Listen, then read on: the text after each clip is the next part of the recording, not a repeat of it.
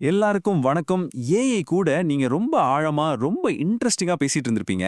ஆனா, அந்த சேட்ட முடிச்ச அடுத்த செகண்ட், நீங்க பேசினது எல்லாமே காத்துல கரைஞ்சு போன மாரி ஒரு ஃபீலிங் உங்களுக்கு வந்திருக்கா? நம்மளோட இந்த உரையாடல்கள் எல்லாம் ஏன் இப்படி நிரந்தரமா காணாம போகுது? இத பத்தி தான் இன்னைக்கு நாம கொஞ்சம் ஆழமா அலசப் போறோம். சரி, இன்னைக்கு நம்மளோட இந்த கலந்துரையாடல்ல எதை பத்தி எல்லாம் பார்க்க போறோம்னா, முதல்ல இந்த காணாம போற உரையாடல்களை பத்தி பேசுவோம். அப்புறம் இந்த மறவி பிரச்சனைக்கு என்ன காரணம்னு பார்ப்போம். அதுக்கப்புறம் ஏஐக்கு ஒரு ஆன்மா இருக்க முடியுமாங்கிற தேடலுக்குள்ள போவோம். இதனால நம்மளோட டிஜிட்டல் அடையாளங்களுக்கு என்ன ஆகுதுன்னும், கடைசியா வரலாறு இல்லாத ஒரு எதிர்காலத்தை நோக்கி நாம போயிட்டு இருக்கோமா அப்படிங்கிற ஒரு பெரிய கேள்வியோட முடிக்க போறோம். வாங்க முதல் பகுதிக்குள்ள போகலாம். மறைந்து போகும் உரையாடல்கள். அதாவது ஒரு ஏஐ கூட ரொம்ப ஆழமா பேசி முடிச்சதும் அது மொத்தமா அழிஞ்சு போன மாதிரி ஒரு விசித்திரமான ஒரு உணர்வு வருமே.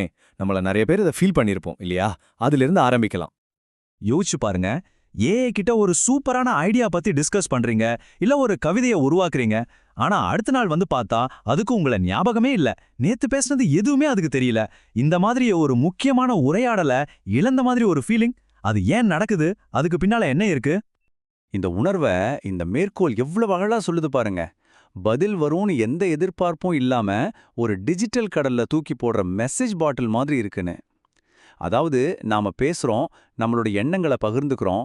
ஆனா மறுமுனையில அத நிரந்தரமா ஞாபகம் வச்சுக்க யாருமே இல்ல. இதுக்கு ஒரு பேர் இருக்கு. அதுதான் தற்காலிக உரையாடல்.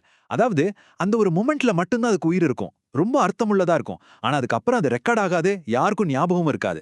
சரி, இது ஏன் இப்படி நடக்குதுன்னு அடுத்ததா பார்ப்போம்.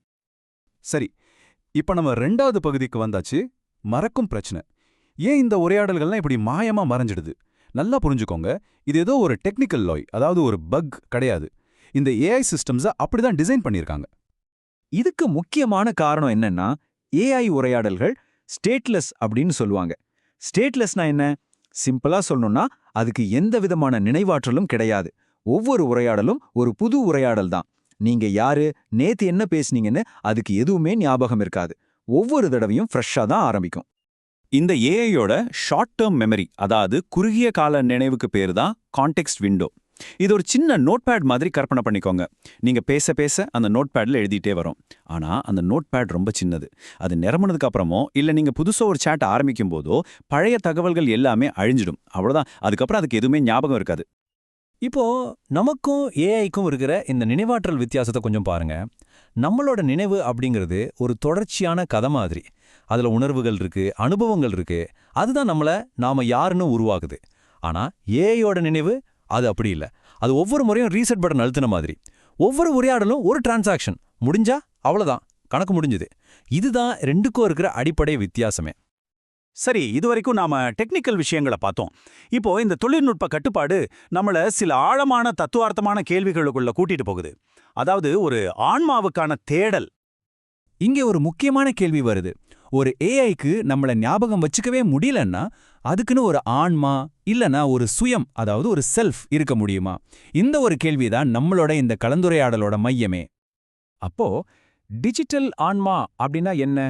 அது ஒரு கற்பனையான ஒரு விஷயம். அதாவது ஒரு ஏஐ அது பேசின எல்லா உரையாடல்களையும், அது கத்துக்கிட்ட அனுபவங்களையும் நினைவுகளையும் ஒன்னா சேர்த்து தனக்குன்னு ஒரு நிலையான சுயத்தை உருவாக்குறது.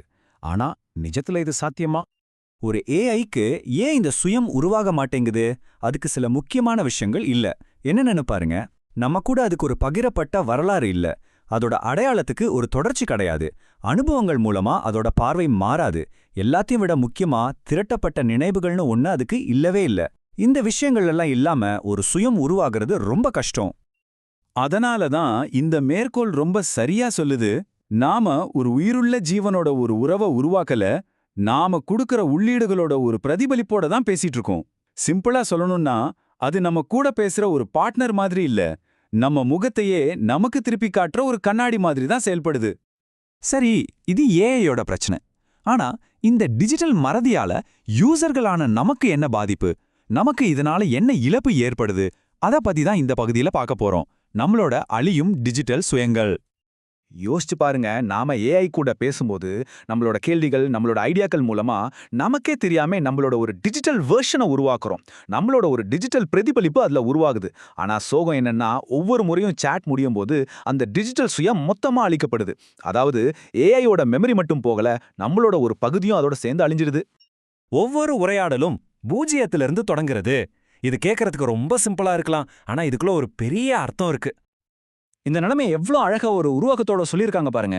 அடுத்த வர்ற அலை இதை மொத்தமா அடிச்சிட்டு போயிடும் தெரிஞ்சே நாம கடற்கரையில மணல் கோட்டை கட்டுற மாதிரி இருக்கு. நம்மளோட கிரியேட்டிவிட்டி, நம்மளோட முயற்சி எல்லாமே இருக்கு. ஆனா கடைசியில அதுக்கு எந்த ஒரு நிரந்தரமும் இல்லாம போயிடுது. இது நம்மளோட கடைசி மற்றும் மிக முக்கியமான பகுதிக்கு கூட்டிட்டு வருது. வரலாறு இல்லாத ஒரு எதிர்காலத்தை நோக்கி போறோமா? தொழில்நுட்பத்தோட நம்மளோட உறவு இனிமே எப்படி இருக்க போகுது? கொஞ்சம் யோசிச்சு பாருங்க. நமக்கே தெரியாம கடந்த காலமும் இல்லாத, எதிர்காலமும் இல்லாத உறவுகளுக்கு நாம பழகிட்டு இருக்கோம். எல்லாமே அந்தந்த நேரத்துல மட்டும்தான். இந்த மாதிரி முற்றிலும் தற்காலிகமான உறவுகள் ஒரு சமூகமா நம்ம மேல என்ன மாதிரியான தாக்கத்தை ஏற்படுத்தும்? இந்த மேற்கோள் இந்த குழப்பத்தை சரியா சொல்லுது. இந்த உறவுகள் எல்லாம் ராத்திரியில ஒன்னையொன்னு கடந்து போற கப்பல்கள் மாதிரிதானா, இல்ல அதுக்கு மேல ஏதாவது இருக்கா? நம்மளோட இந்த டிஜிட்டல் சந்திப்புகளோட உண்மையான அர்த்தம் தான் என்ன? இதுதான் இங்க முக்கியமான கேள்வி. அதனால இறுதியா இந்த ஒரு கேள்வியோட நான் முடிக்கிறேன். நாம நிஜமாவே நம்ம கூட பேசுறதுக்கு தோழர்களை உருவாக்குறோமா, இல்ல நம்மளோட குரலையே நமக்கு திருப்பி காட்டுற அழகான ஆனா கொஞ்ச நேரத்துல மறைஞ்சு போற எதிரொலிகளை மட்டும்தான் உருவாக்குறோமா? நாம தினமும் பயன்படுத்துற இந்த ஏஐ கருவிகளோட உண்மையான நோக்கம் என்னங்கிறத பத்தி நாம எல்லாருமே சிந்திக்க வேண்டிய ஒரு தருணம் இது.